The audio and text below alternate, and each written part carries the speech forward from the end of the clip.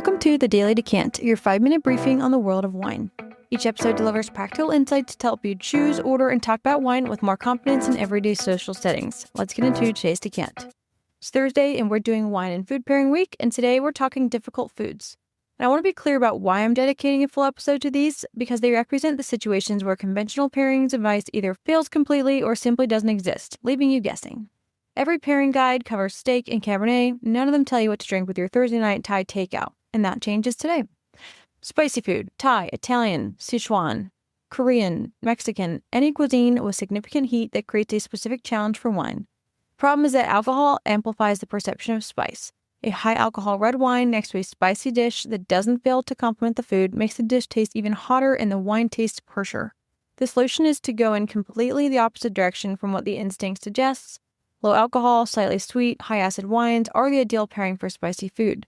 Off-dry German Riesling is probably the single best pairing for spicy Asian cuisine ever devised, and the residual sweetness cools the heat, the high acidity cuts through the food, and the floral, citrus aromas complement the complex spice profile. For Mexican food, an off-dry rosé or a light, low-tannin Grenache served slightly chilled are both excellent choices.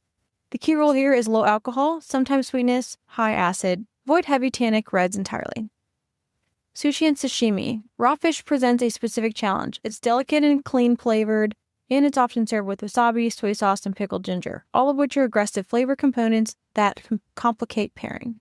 The Japanese approach is not accidental. Sake is the natural companion with its neutral umami-forward character that complements raw fish without competing.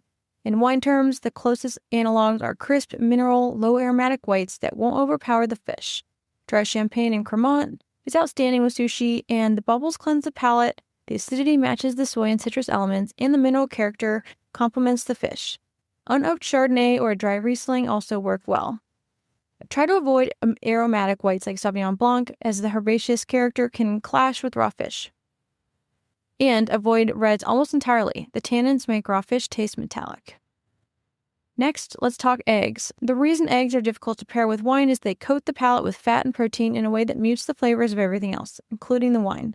The best approach for egg dishes is either to lean into the richness with something that can match it, like aged champagne, white burgundy, a textured white with good acidity, or go in the opposite direction with something light and refreshing that cuts through the richness.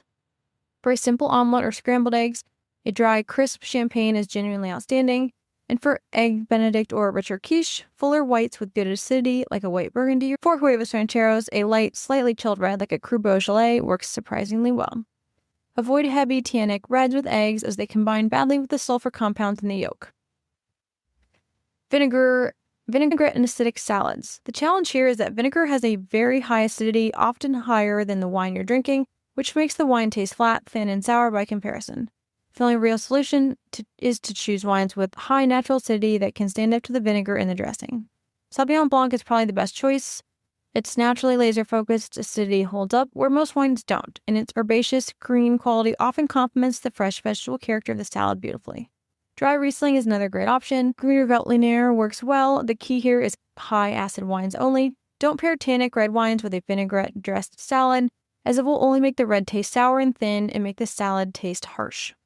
One practical workaround is that if you're already drinking red wine with a meal that includes vinaigrette salad, serve the salad at a different point in the meal, after the wine pairing course, or skip the dressing and use a squeeze of citrus instead, which is lower in acidity and easier on the wine.